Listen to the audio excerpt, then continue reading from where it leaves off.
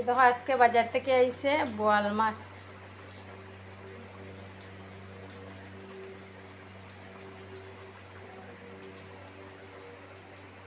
আমি বোয়াল দিয়ে শস্য মাছ দিয়ে করবো। ওইটা তেল গরম হয়ে গেছে, এখন খালি জিরা ফোড়ন দিলাইছি।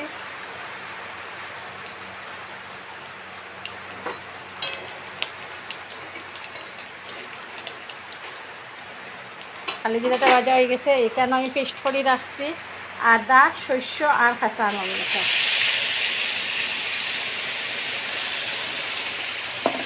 আর ওই দেখো আমি বোয়াল মাছ বাজিয়ে রাখি দিচ্ছি।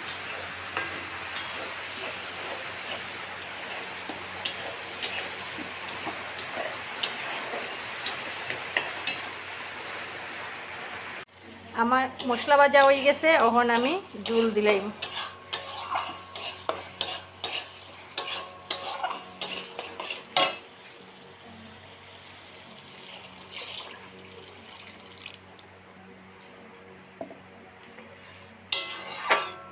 আমি ভাজা করা মাছ দিলেইছি, মাছটা সিদ্ধ হইলে অল্প সিদ্ধ করার পরে নামাই নিব।